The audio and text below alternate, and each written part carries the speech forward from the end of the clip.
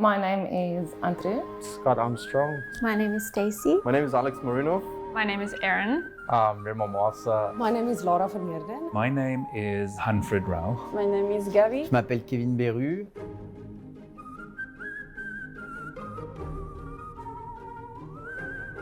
Meringue is one of the most beautiful, magical things in the entire pastry world. I think once you can make a meringue, you can basically do anything. It starts with something very humble, like on average a 30-gram egg white that looks like a gloopy mess. Once you start whisking it, giving it a little of attention, it becomes something magical. You get a Swiss meringue, French meringue, and Italian meringue. So these are all used in like different variations. So everyone usually starts with, sorry for the French, but the easy French meringue. It's not too complicated. Once you start making an Italian meringue, you have to look at the ratio of the sugar as well and the temperature of the sugar. Most people believe that 120 degrees for the sugar is the perfect amount. Then you pour this in a thin stream into this beautiful fluffy meringue.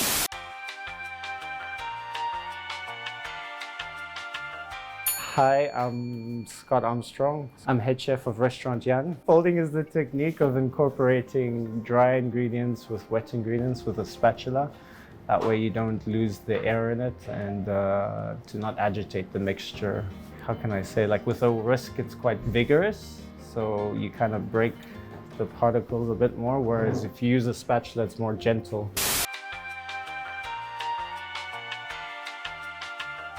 My name is Stacy. I am the multimedia designer. I see cooking as another creative expression.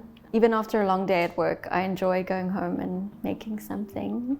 To macerate is to soak fresh fruit in sugar or liquid, which draws out the natural flavors and juices from the fruit.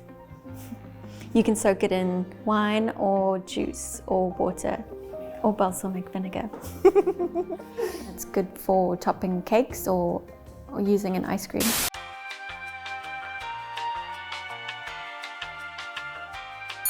Scoring is when you take a very sharp blade, normally just a minora blade, and you score the bread. And it literally just cuts this fine little line, and the moment it proves, it just rises and it bakes into this beautiful lines and patterns. It's a big trend at the moment, scoring. Scoring restaurants, scoring people, scoring goals.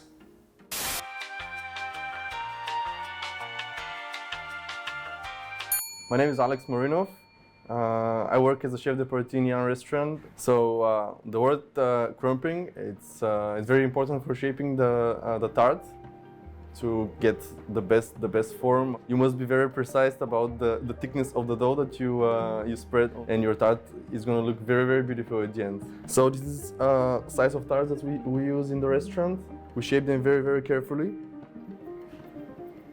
applying pressure to the sides and to the bottom, and taking the excess very carefully.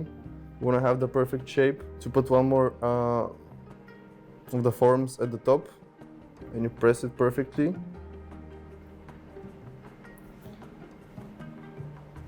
You bake it and you get the perfect tarts.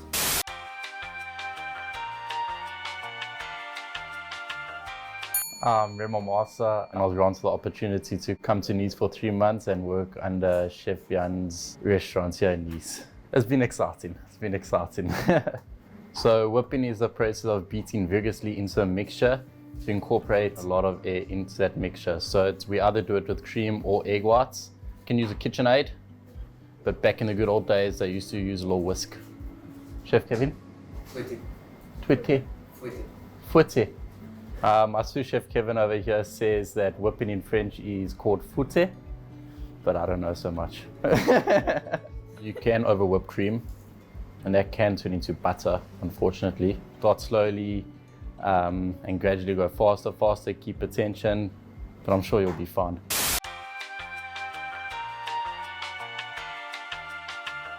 My name is Erin. I am a video content producer here at the studio. You should put sugar into the butter while you're mixing or creaming it, because if you don't do that, the sugar can make these little like crystals in your cookies or cupcake or whatever it is you're making, and kind of spill out. So big tip, from pros is to put the sugar into the bowl with the butter when you're busy creaming. As the process goes on, you'll want it to change into a lighter, fluffier color. So if it turns, God forbid, darker or like lumpy, then you know you're going in the wrong direction.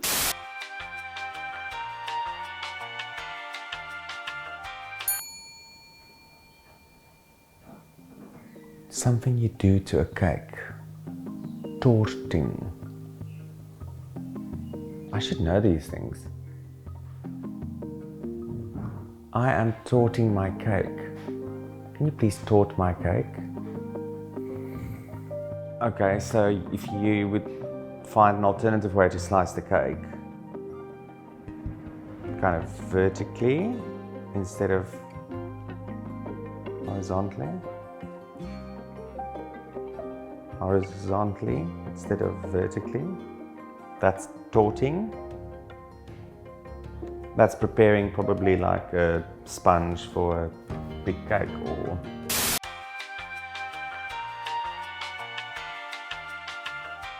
My name is Laura van Heerden and I am a chef at the Jan Innovation Studio. The first time I made a sabayon was in culinary school, so it's one of like the, not a basic sauce, but it's like a staple that you have to be able to make. And I think that's also the last time I made it. A sabayon is a very light sauce. It's made from egg yolks, some sugar and a liquor.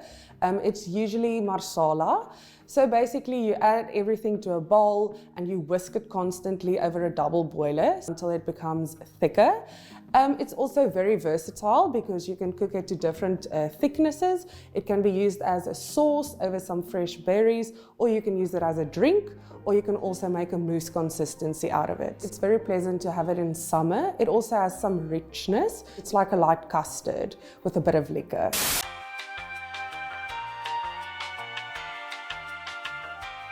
So I'm Céline, I am the maître d'hôtel in restaurant Jan. This is manager of the restaurant, especially in the front. I never been in a gastronomic restaurant, so I wanted to try and I have the opportunity to come to work here, so I took it and I really enjoy it now.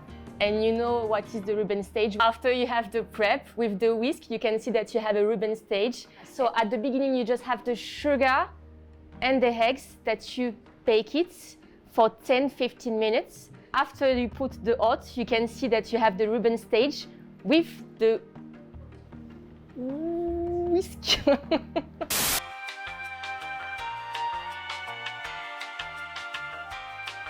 Blooming is when you bloom gelatine in water. You hydrate something in a liquid to actually prepare it to bloom.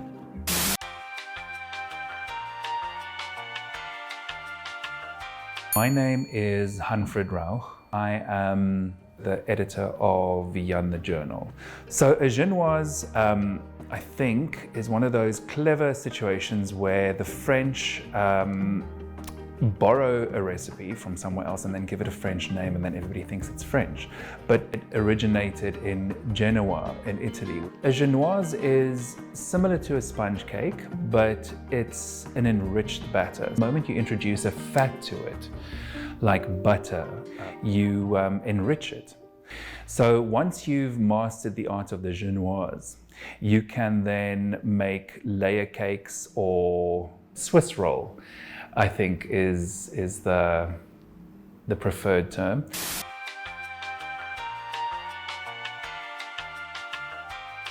My name is Gabi. I'm the pastry chef in restaurant Jan. So tempering has different definitions. For example, to do a custard, it's very important that when you add the eggs, you don't add them into the hot milk, because this makes the eggs cook really quick and that can cause the breaking and getting a custard really grainy. We don't want that. We want very smooth. You first put a little bit of your hot milk into the eggs and then you add the eggs, which is already tempered. The temperature is kind of the same and you can add them safely to have a great result of your custard. We have it also in what is the chocolate tempering. First, high temperature, then to really melt the chocolate, so the molecules in the chocolate will all diversify. When you do this high and down and high again, you're gonna get a really nice result of a chocolate.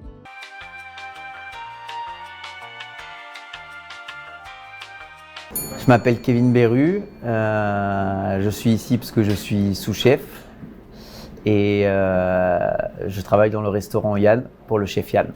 Alors cuire, faire une pré-cuisson à froid. Donc on va utiliser une pâte brisée, feuilletée, peu importe. La mettre dans notre moule, lancer notre four à 160 ou 180 et piquer la pâte. Mettre du poids à l'intérieur et donc généralement nous on utilise des billes, des billes ou quoi que ce soit, peu importe. Et nous allons en fait juste la lancer dedans pendant 5 minutes, suivant comment réagit la pâte, suivant le beurre qu'il y a dedans ou la farine ou le type de farine, et sortir. Et c'est ce qu'on appelle juste une pré-cuisson. Voilà.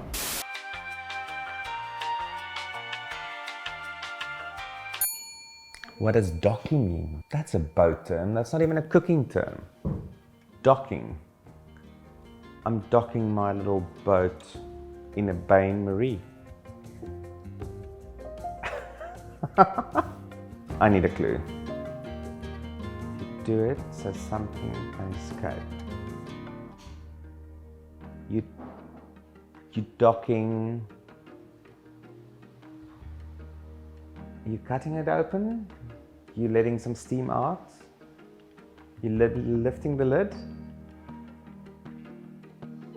Is it like the pies with all the little things in and then while it bakes it just docks? Is that a docker?